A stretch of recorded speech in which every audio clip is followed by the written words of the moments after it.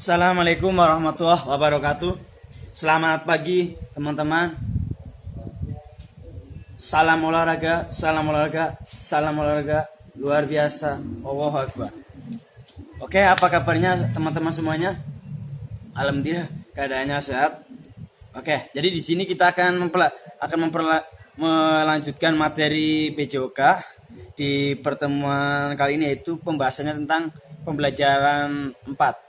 Kita udah masuk ke pembelajaran 4 atau pelajaran 4. Sebelumnya teman-teman sudah melaksanakan ujian penilaian tengah semester ganjil di tahun pelajaran baru ini di tahun 2020-2021. Nah, sekarang kita akan melanjutkan lagi di materi di bab 4 atau pembelajaran 4. Di sini tentang pencaksilat. Mungkin teman-teman sudah banyak yang tahu, tidak familiar lagi apa sih itu pencaksilat. Kemudian ya bisa meraba-raba lah, oh pencaksilat, pasti pencaksilat berasal dari Indonesia. Betul sekali, dari negara kita sendiri. Pencaksilat bela diri dari negara kita sendiri, yaitu Indonesia. Nah, pencak artinya gerakan dasar bela diri yang terkait dengan peraturan dan digunakan dalam belajar, latihan, bahkan pertunjukan. Jadi pencaksilat itu bisa dilakukan untuk pembelajaran. Contohnya yang sedang kita pelajari kali ini nih teman-teman. Kita akan melakukan pembelajaran tentang pencaksilat. Kemudian latihan pun masuk dalam kategori kita ikuti perguruan. Jadi kita ikut latihan di perguruan. Contoh nih, perguruan pencaksilat si A. Nah, kita berarti kan masuk ke warganya nih, warga dalam arti kita masuk ke kelompoknya nih. Udah, itu namanya latihan. Jadi bisa buat pembelajaran untuk pendidikan, edukasi, kemudian untuk latihan, menjaga diri, menjaga tata, untuk apa ya? Menjaga diri untuk bisa menghindar atau melawan orang-orang yang memusuhi kita atau orang-orang yang apa ya, jahat dan nakal pada diri kita sendiri. Kemudian bisa menjadi pertunjukan. Di sini pertunjukan, yang dimaksud pertunjukan adalah pencaksilat bisa digunakan untuk event-event perlombaan, ajang-ajang perlombaan kayak pekan nasional di Indonesia, di tingkat nasional, pekan olahraga nasional, kemudian tingkat internasional, bahkan tingkat internasional pun ada, yaitu di cabang SEA Games antar kawasan negara Asia Tenggara, ASEAN, kemudian cabang Asian Games, dan bahkan cabang Olimpiade, cabang yang bergengsi. Nah, dari beberapa peraturan yang digunakan, nah kemudian bela diri yang sempurna bersumber dari kerohanian. Ternyata bela diri pencaksilat itu bersumber dari kerohanian yang suci untuk guna keselamatan diri dan orang lain. Jadi yang Pak Iqbal bilang, dari bela diri untuk untuk menyelamatkan diri sendiri, bahkan bisa menolong orang lain. Kemudian ada sumber kerohaniannya. Jadi semakin kita mengasih ilmu tentang pendidikan, ilmu agama, sejarah, menguasai sejarah, ilmu hukum, atau ilmu tentang yang lain lah. Bahkan sampai ke bela diri pun kita harus harus tawadu, tidak sombong. Maka di sini ada kata-kata kerohanian, yaitu kita tidak sombong untuk melakukan sembarang tempat atau mempraktekannya, atau kita mempraktekannya dalam artian kita sengaja untuk melawan orang yang bersalah, kita memukul atau segala macam, itu tidak masuk dalam bela diri pencaksilat. Kemudian di bela diri pencaksilat terdapat unsur-unsur yang sangat penting, yaitu ada unsur olahraganya, seninya, bela diri, dan kebatinan. Jadi yang pertama unsur olahraga. Jadi di bela diri pencaksilat itu bisa membuat kita tubuh menjadi sehat dan kuat. Kenapa? Itu masuk dalam kategori olahraga. Menendang, kemudian menjalan, kemudian sambil berjalan ke kanan, ke kiri. Nah, itu masuknya olahraga di situ. Dan juga ada seninya. Seninya tangannya bisa dimainkan, kemudian bisa akrobatik, itu seni. Dan bela dirinya. Bela diri sini maksudnya yang dimaksud bela dirinya bisa membela diri dari lawan atau orang lain. Bisa menangkis, bisa mengelak, bisa menendang, itu bela dirinya. Dan kebatinan di sini di bela diri pencaksilat ada kebatinan. Itu untuk apa ya? Mungkin untuk menyempurnakan bela diri kita. Jadi ada tambahan sedikit ilmu kebatinan lah. Gerak dasar pencaksilat terdiri dari kuda-kuda, serangan, tangkisan, tendangan, jatuhan, bahkan kuncian. Oke, baik, berulang lagi. Jadi untuk apa ya? Gerak dasar pencaksilat yang pertama kuda-kuda, kemudian gerakan serangan, tangkisan, jatuhan, dan kuncian. Serangan yaitu di sini bisa maksud pukulan sama tendangan, tangkisan, tepisan, kemudian elakan, jatuhan, bisa juga membanting. Maksud di sini jatuhan yaitu membanting lawan atau musuh, kemudian menguji. Menguji di sini maksudnya dengan himpitan kedua kaki, kuncian. Kalau di bela diri kalian bisa lihat di videonya di YouTube di apa ya, atlet bela diri pencaksilat kuncian itu gimana. Jadi kuncian di sini maksudnya menjatuhkan lawannya dengan menguji dengan menggunakan kedua kaki. Jadi kita sambil jatuh sambil dikunci. Lawan sambil dikunci kakinya. Jadi sudah tahu ya unsur-unsurnya, kemudian gerakan dasarnya. Jadi unsur-unsurnya kalian mungkin tadi udah jelaskan olahraga, ada unsur olahraga, seni, bela diri, dan kebatinan. Kemudian gerak dasar pencaksilat terdiri dari kuda-kuda, serangan, tangkisan, menjatuhkan, dan mengunci atau kuncian.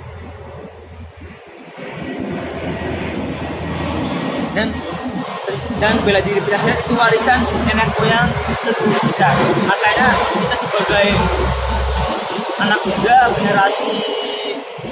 generasi bangsa, jangan sampai kita melupakan untuk melestarikan, bahkan kita menyebarluaskan bela diri pencaksilat sebagai wujud cinta kita terhadap para nasionalis, terhadap para pahlawan. Intinya nasionalisme kita lah, sifat nasionalisme kita terhadap para pahlawan, dan kepada nenek moyang kita yang telah menciptakan sebuah kesenian olahraga yaitu pencaksilat. Nah, kita akan mempelajari dan mempraktekkan ada dua yang Pak Iqbal bahas untuk kita praktekkan. Yang pertama pukulan dan pola langkah, variasi dan kombinasi gerak dasar non lokomotor dan lokomotor. Jadi pukulan dan pola langkah di sini terdapat dari gerak dasar non lokomotor. Pukulan itu kan bisa di tempat nih. Kemudian pola langkah. Nah, pola langkahnya itu berjalan. Jadi gerakan non lokomotornya terdapat dalam gerakan pukulan di tempat. Kemudian lokomotornya pola langkah, itu gerakannya pada saat berjalan, itu gerak lokomotornya. Tidak berpindah tempatnya pada saat pukulan di tempat melakukan pukulan, kemudian lokomotornya berpindah tempatnya pada saat dia melangkah, pola langkahnya atau berpindah tempat, berjalan. Di pukulan ada 5 teknik pukulan. Yang pertama pukulan depan dengan langkah zigzag. Kemudian yang kedua pukulan tegak dengan langkah lurus. Pukulan pertama pukulan depan dengan langkah zigzag. Yang kedua pukulan tegak dengan langkah lurus. Yang ketiga pukulan tegak. Yang ketiga pukulan melingkar dengan pola langkah lurus. Yang keempat pukulan bandul dengan pola langkah U. Pola langkah membentuk huruf U. Yang kelima tebasan dengan pola langkah lurus, tebasan beda kayak orang nebas pohon, berarti kan pakai alat nih, pakai golok atau pakai pisau, berarti tebasan kayak gini ya, kayak seseorang sedang menebas pohon atau menebas kayu. Kemudian kita akan mempraktekkan lagi tendangan. Ada pukulan, kemudian ada tendangan dengan arah gerakan, kemudian menggunakan variasi gerak dasar, kombinasi dasar non lokomotor dan lokomotor. Ada tendangan depan dengan pola langkah lurus, tendangan samping dengan tendangan T pola langkah zigzag. Yang ketiga tendangan sabit dengan pola langkah zigzag. Yang keempat tendangan jejak dengan pola langkah lurus. Tendangan jejak sih sebenarnya kayak tendangan bayangan, itu mengenai jejaknya maksudnya cepat gitu. Tendangan jejak itu maksudnya tendangan cepat. Kemudian tendangan belakang dengan pola langkah berputar. Jadi kalau yang udah benar-benar profesional, udah pro, kalau Pak Iqbal kan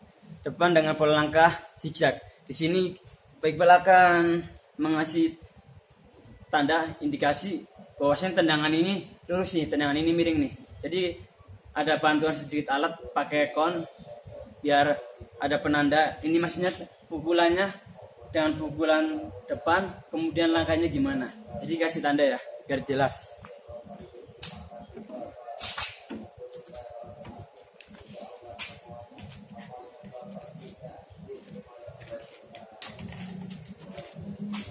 Di sini ada konnya buat penanda. Yang pertama, pukulan depan dengan pola langkah zigzag. Berarti kalau zigzag kan miring-miring nih. Dari sini.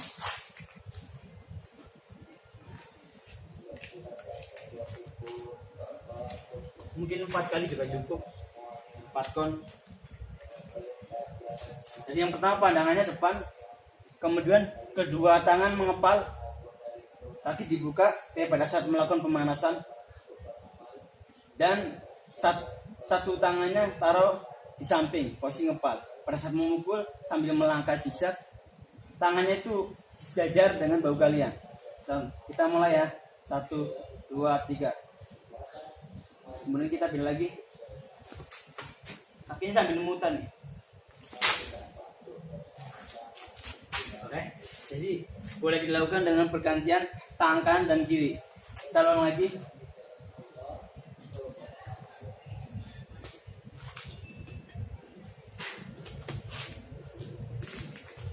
Oke, jadi langkahnya zigzag. Nah sekarang yang kedua, pukulan tegak dengan pola langkah lurus. Tadi yang pertama udah, sekarang pukulan tegak dengan pola langkah lurus. Jadi ini konnya lurus.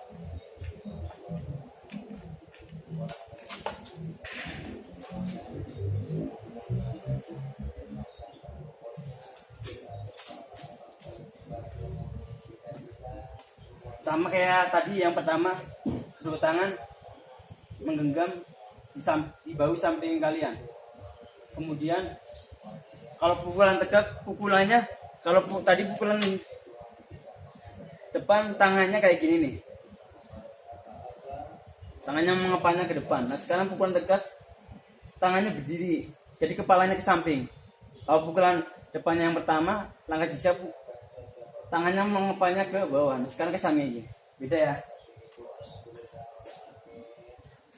1 bergantian, 2, 3, 4. Kita ulang lagi. 1, 2, 3, 4. Oke, kita sudah. Nah sekarang pukulan melingkar dengan pola langkah lurus. Jadi pukulannya melingkar. Nah di sini kita udah memakai kombinasi kuda-kuda nih. Kuda-kudanya kuda-kuda tengah, kakinya di samping kayak gini. Kakinya dibuka, kemudian pukulannya memutar, membentuk lingkaran.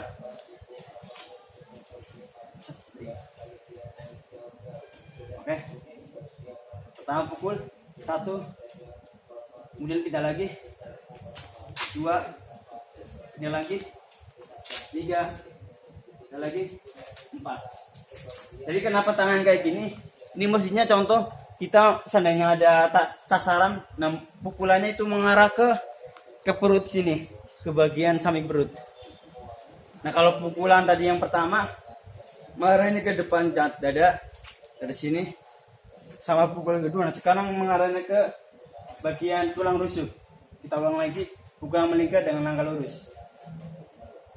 1, pindah lagi, 2, maju lagi, 3, 4. 1, 2, 3. Kemudian yang keempat, pukulan bandul dengan pukulan U. Jadi pukulan membentuk huruf U. Pukulan bandul. Kuda-kudanya dibuka, kemudian dirapatkan sambil dipukul. Kita memukul membentuk huruf U sambil tangannya ada gerakan menepis. Kuda-kudanya sama kayak yang pukulan ketiga, kuda tengah, kaki dibuka. Kemudian pada saat memukul kakinya merapat. 1, tinggal lagi sambil kita tangannya menepis. 2, 3, ulang lagi. 1, 2, 3, sambil menepis. Jadi pukulannya mengarahnya ke bawah, dari bawah ke atas. Oke, mengarahnya ke 1, 2. Yang terakhir, yang kelima, tebasan dengan pola langkah lurus. Tebasan, kita menebas tangan orang, lahan orang lah. Posisinya pertama dengan kuda-kuda tengah, ditebas. Tebasan berarti kedua tangan dibuka, jari jemari kalian dibuka ya.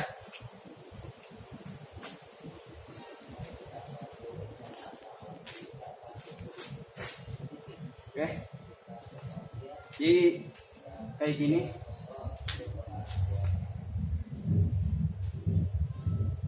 Satu, 2. Nah, sekarang yang ke materi selanjutnya, tendangan. Pertama, tendangan depan dengan pola langkah lurus. Dengan kuda-kuda, sebenarnya sih bisa memakai kuda-kuda depan, posisi kiri depan, kemudian tendangannya lurus. Kedua tangan kalian mengepal, posisi tangan taruh pertama di bahu kalian, di samping kanan pinggang kalian. Kemudian sambil menendang sambil berjalan lurus. Pada saat menendang, tangannya ternyata bergantian, bisa masuk ke kaki kiri, kaki kanan menendang, tangan kanan masuk ke kaki kiri. Kaki kiri menendang, tangan kiri masuk ke kaki kanan. Itu fungsi dari tendangan dalam pencaksilat. Kuda-kudanya biasa, bukan kuda-kuda tengah. Nah, kita melakukan tendangan pertama kaki depan dulu nih. Nah, jadi tangannya sambil masuk ke dalam. Oke, ulang lagi.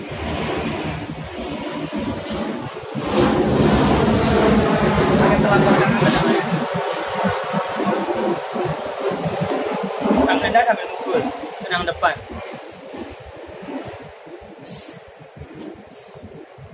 Yang kedua, tendangan samping atau tendangan huruf T dengan pola langkah zigzag. Kita rubah lagi.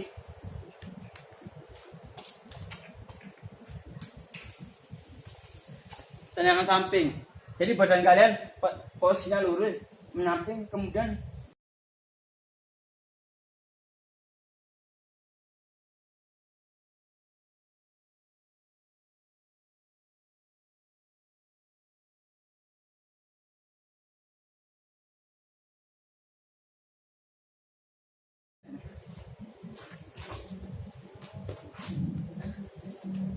ini nggak terlalu benar untuk mempraktekannya, mohon maaf, karena tidak terlalu hafal kayak orang-orang yang sudah pro atau atlet. Jadi kalau tendangannya kurang pas atau salah, mohon maaf, dimaafkan. Tendangan samping, kita mulai. 1, 2, 3. Itulah tendangan samping. Badannya sambil pada saat menendang tarik ke belakang. Pindah lagi. Itu. Yang ketiga, tendangan sabit dengan pola langkah zigzag. Itu tendangan sabit kayak gini, huruf C. Pada saat menendang langsung gerakannya tepat, kaki kembali lagi ke posisi semula, posisi awal. Pindah lagi zigzag. Ulang lagi.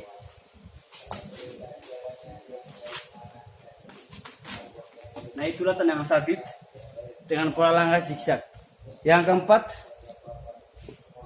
tendangan zigzag dengan pola langkah lurus. Jadi tendangan zigzag hampir mirip kayak tendangan pertama, kayak tendangan depan dengan pola langkah lurus. Cuma kakinya meninggalkan zigzag, dalam artian kayak gini nih. 1. Jadi 1, kemudian tekuk ke bawah. Dan lagi.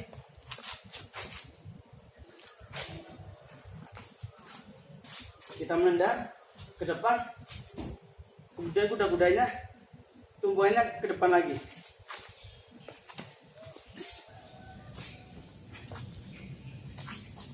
Yes.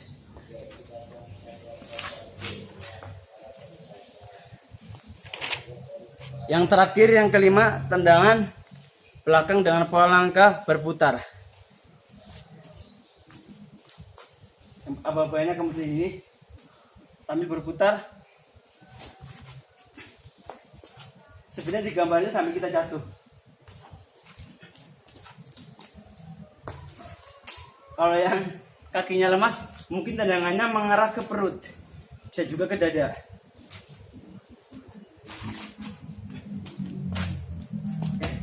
Begitulah tutorial dari tendangan sama, maaf, pukulan sama tendangan. Kurang lebihnya mohon maaf, seandainya ada yang salah bisa dikoreksi. Untuk praktek kali ini semoga bermanfaat, bisa dipahami, dan kalian bisa menggali lagi bagaimana cara memukul dengan benar dan baik, dan menendang dengan baik dan benar. Jangan lupa jaga kesehatan, tetap beraktivitas seperti biasa, dan melakukan aktivitas berolahraga pada saat hari weekend atau hari libur, agar di hari libur kalian bisa memanfaatkan kegiatan-kegiatan yang ada manfaatnya, yang berfaedah. Jangan lupa tugas kalian yaitu biasa mempraktekkan, kemudian mengirim fotonya ke Pak Iqbal. Assalamualaikum warahmatullahi wabarakatuh.